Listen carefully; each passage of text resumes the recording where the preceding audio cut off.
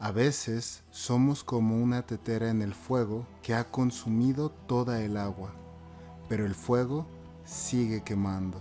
Continuamos revisando en este segundo video algunas nociones del libro La mente ferita o La mente herida del Dr. Giorgio Nardone, la doctora Federica Cagnoni y la doctora Roberta Milanese. Los tres autores son de los máximos exponentes del Centro de Terapia Estratégica en Arezzo, Italia. En las tarjetas te dejo el link al primer video.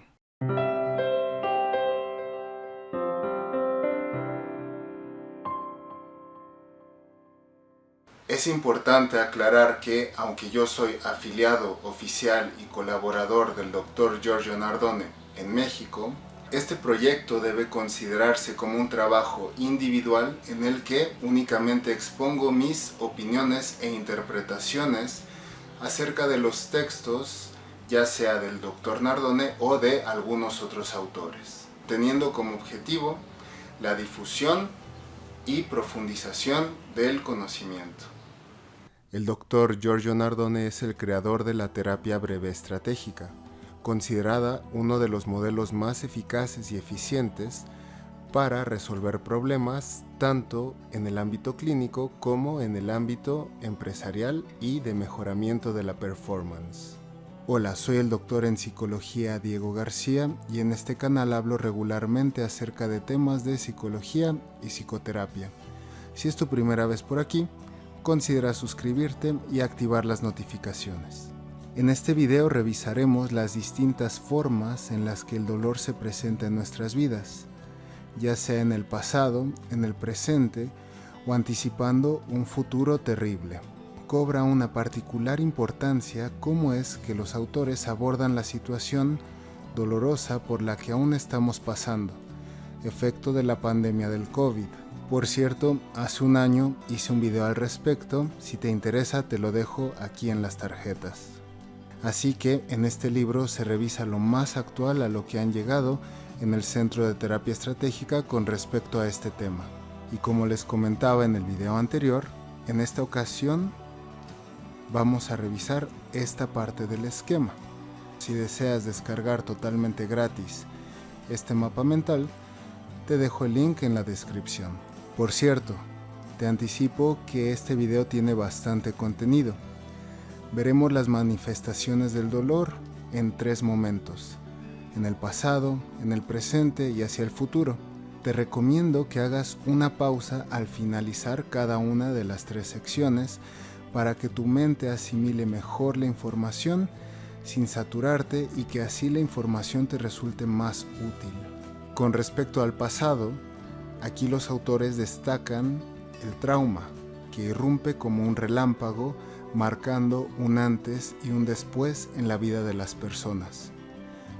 Y caracterizando a este trauma o relámpago, nos describen al estrés postraumático, que es cuando la persona revive constantemente la experiencia dolorosa a través de flashbacks muy vívidos y muy cargados de sensaciones e imágenes. Nos explican que este trauma genera un efecto tanto en la memoria automática como en la memoria que se encarga de las reacciones. Y regresamos al ejemplo citado en el video anterior de la mujer que al entrar en su casa encuentra fallecido a su esposo. Y a partir de ese momento, cada vez que entra en la sala revive toda esta experiencia. Es como si el pasado se metiera constantemente en el presente, atormentándola con estas imágenes y sensaciones. Con respecto a esto, se nos explica que las personas han desarrollado una serie de coping reactions o estrategias de afrontamiento, reacciones de afrontamiento. Por un lado, tratan de controlar sus pensamientos ante una situación dolorosa, tratan de borrar los recuerdos, pero esto los lleva a la situación paradójica en la que más se trata de no pensar en algo y más se piensa. Más se trata de no pensar en el dolor y el dolor aumenta. Así que podríamos decir que tratar de controlar los pensamientos es algo que empeora la situación. Del mismo modo, las personas empiezan a evitar lugares o a pedir ayuda y seguridad constantemente, provocando como efecto que más evitan, más aumenta el miedo, o más piden ayuda y seguridad, más se confirman a sí mismos su incapacidad. Es decir, cuanto más ponemos en práctica estas conductas, más empeora el problema. También se nos explica que un trauma no resuelto adecuadamente puede llegar a complicarse. Por ejemplo, puede desarrollar fobias al tratar de superar un trauma y al estar evitando y aumentando cada vez más este sentimiento de incapacidad, eso se puede convertir en una fobia. O para escapar del trauma, la persona puede desarrollar un trastorno obsesivo compulsivo basado en el miedo. O puede tratar de olvidar abusando de sustancias. O incluso puede llegar a una depresión.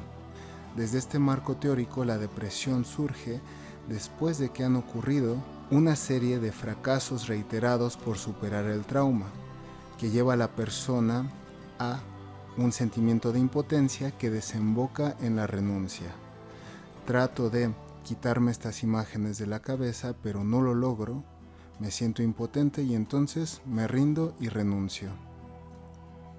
También un sentimiento de culpa puede llevar a una depresión. Y aquí se nos comenta el ejemplo de una chica que sufrió un abuso sexual, que reporta decir: no debí de haber salido esa noche. Es decir, aunque yo fui la agredida, me siento culpable por haber salido en aquella ocasión. Y entonces las imágenes del trauma ocurrido la persiguen hasta desembocar en una depresión. También tenemos los lutos complicados, en los que, como vimos en el video anterior, hay una mezcla también de enojo. Y entonces yo puedo estar muy enojado con el asesino que me quitó a mi persona querida, o contra Dios, o contra la naturaleza, etc. Y esto no me permite elaborar adecuadamente mi luto. También un trauma en el pasado se puede convertir en un trastorno paranoico. Es decir, podemos desarrollar un sentimiento de condena, y ya sea que luchemos contra esa condena o que más bien nos rindamos y aceptemos pasivamente que estamos condenados a vivir con ella. También se nos habla de los casos en los que hay un trastorno que cubre el trauma ocurrido en el pasado. Y esto pasa cuando la primera solución intentada para salir del trauma se nos complica. Usualmente, cuando los pacientes llegan a consulta, el trauma no es reportado como motivo de consulta. Los pacientes llegan reportando algún trastorno alimenticio o autolesionismo, o pueden presentar algún trastorno de la personalidad. Ejemplos de estos casos son la chica anoréxica que se pone esta armadura, o el vómito inducido como una defensa por haber sufrido un abuso sexual, o con el autolesionismo, en donde se usa un dolor físico para cubrir un dolor emotivo. Se desvía la atención del dolor emotivo al dolor físico, y poco a poco estos actos se pueden convertir en un aspecto placentero, que sirve como una cubierta para sedar el dolor emotivo. Y con respecto a los trastornos de personalidad, estas personas llegan después de una serie de experiencias potencialmente traumáticas que estructuran poco a poco un modo de verse a sí mismo. La persona pudo haber pasado por una serie de experiencias peligrosas en las que se sintió humillado y desarrolló un gran sentido de vergüenza. Ahora, hablando al respecto de las manifestaciones del dolor en el presente, aquí los autores destacan el trauma acumulativo, que ocurre cuando el efecto traumático se estructura de un modo gradual, como una telaraña que se estructura lentamente hasta atrapar a la persona. Los microeventos traumáticos pueden tener el mismo efecto que uno de gran intensidad y llevar a efectos semejantes, como las complicaciones que ocurren con las manifestaciones del dolor por un trauma en el pasado, es decir, fobias, trastorno obsesivo-compulsivo, abuso de sustancias, lutos complicados, etc. Y aquí se nos exponen los ejemplos de la mujer que vive atenta a los episodios de epilepsia del esposo, o el hombre asustado por los terremotos. Es decir, es como si las personas vivieran atrapadas por un evento pasado que se extiende en el presente hasta el infinito. Esa sería la sensación, y lo que hacen es luchar cotidianamente por liberarse, pero no lo logran, y esto les genera un gran sentimiento de ansiedad y angustia. Estas definiciones son muy importantes, así que te recomiendo que veas el primer video, porque la percepción aquí es: peleo, pero de todos modos sé que ya perdí. Y aquí los autores nos hablan de las psicotrampas. Las psicotrampas se definen como los patrones perceptivos reactivos que se estructuran durante nuestra vida con éxito, pero que si se exasperan o se vuelven rígidos, pueden volverse decididamente disfuncionales. Y así como vimos anteriormente, estas psicotrampas usualmente son nuestras soluciones intentadas, es decir, aquello que pensamos que va a resolver el problema desde nuestro sentido común, pero que lo único que consiguen es complicar aún más el problema. Ya vimos el efecto devastador de evitar. Más evito, más me confirmo que tengo que tener miedo de eso que estoy evitando. O más control y precauciones tengo, puedo quedar atrapado dentro de tanto control, como ocurre en el trastorno obsesivo-compulsivo. O cuando busco información tratando de calmarme, lo único que ocurre es que si excedo cierto umbral, termino por asustarme más. Del mismo modo, se nos ha enseñado que hablar de nuestros problemas y miedos es algo bueno. Sin embargo, hay problemas, por ejemplo los asociados al miedo, que más los hablo, más el miedo aumenta. Algo semejante ocurre cuando solicitamos ayuda y seguridad constantemente a los médicos. Todas estas psicotrampas, más que ayudarnos a resolver nuestros miedos, lo único que hacen es exacerbarlos aún más. Y aquí los autores nos presentan qué es lo que más está ocurriendo durante esta pandemia y situación actual del COVID. Nos explican esta distinción importante que vimos en el video anterior entre la ansiedad y la angustia.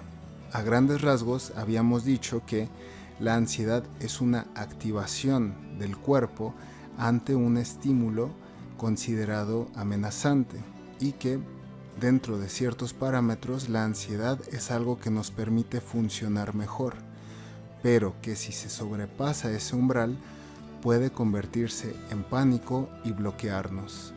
Lo que más está ocurriendo durante esta pandemia es que las personas reportan sentimientos de angustia, es decir, una opresión en el pecho, un sentimiento de condena ante un enemigo invisible contra el que aparentemente no se podía hacer nada.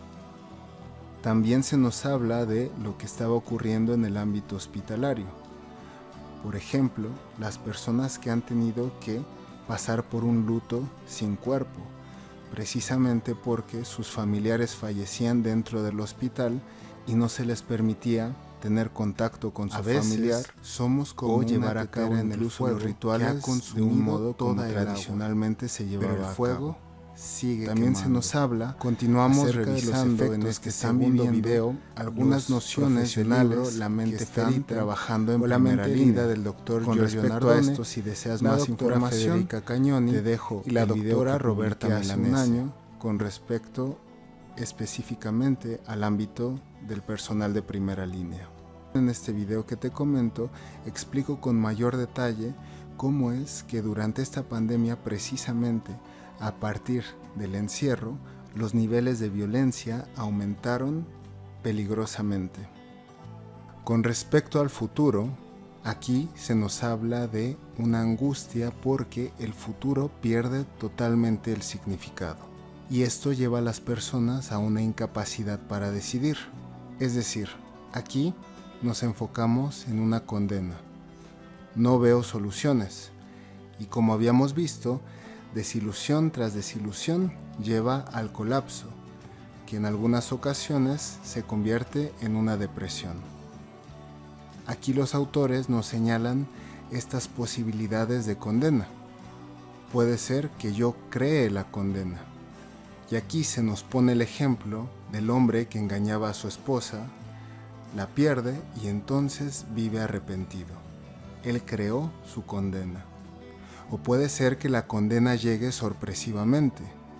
Se nos cita el ejemplo de una hija que pierde a su mamá por COVID y a partir de entonces vive angustiada ante la condena de vivir su vida en incertidumbre. También puede ser que nos volvamos artífices de nuestra condena sin saberlo. Y aquí se nos pone el ejemplo de un hombre con una novia muy guapa. La cela en exceso y entonces la pierde.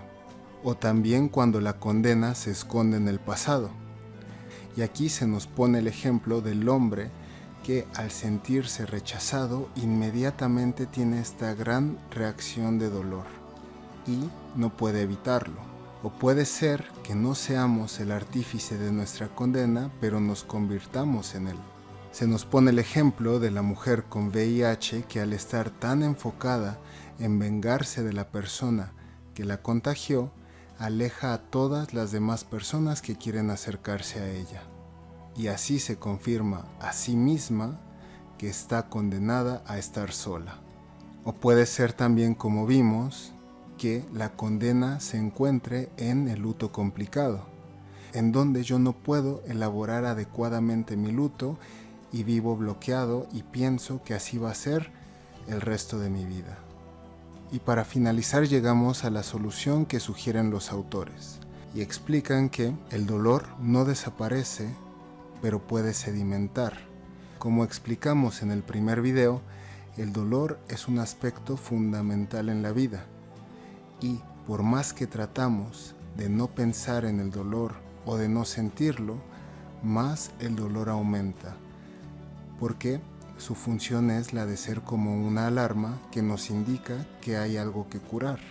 Es por ello que mientras más tratamos de no pensar, más tratamos de no sentir, más el dolor aumenta.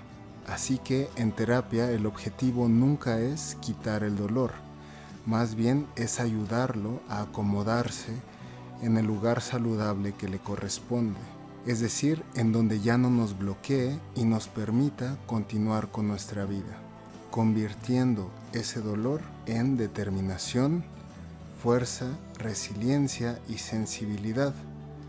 Pero solo podemos llegar a esto si, siguiendo el consejo de Robert Frost, cruzamos por en medio de nuestro dolor. Como expliqué en el video anterior, aquí, cuando el tema ya es muy complicado, sí se requiere el apoyo de un terapeuta calificado, porque aunque la eficacia y la eficiencia de los protocolos y técnicas que manejamos está comprobado, se requiere a un terapeuta bueno que sea capaz de guiar a la persona de un modo protegido a cruzar a través de su dolor. Porque por supuesto que nos asusta tener que cruzar por en medio de aquello que no queremos sentir. Pero aquí la clave es tener el valor de sufrir para dejar de sufrir. Es decir, meternos de lleno terapéuticamente en nuestro dolor para poder superarlo. Aprovecho para recordarles que estas explicaciones no sustituyen de ningún modo una atención psicoterapéutica profesional cuando es necesario. Y dentro de la terapia breve estratégica manejamos técnicas usualmente asociadas con la escritura o con el establecimiento de un tiempo específico dedicado para que la persona pueda cruzar saludablemente su dolor, que tienen el objetivo de que poco a poco, conforme la persona todos los días se enfrenta y cruza a través de su dolor, se empieza a habituar lentamente a él, al punto en el que usualmente de una sesión a la siguiente la persona reporta una disminución importante en su sensación de dolor. Esto es porque precisamente le ayudamos a interrumpir esos comportamientos que, más que ayudarlo a resolver el problema, solo hacían que el problema se complicara aún más. Te recuerdo que si deseas obtener este mapa mental, te dejo el link en la descripción. También te recomiendo que me sigas en Facebook porque así puedes estar atento a todos los materiales gratuitos que pongo a tu disposición. Te dejo el link en la descripción y también considera suscribirte al canal para que no te pierdas ninguno de los videos que continúan.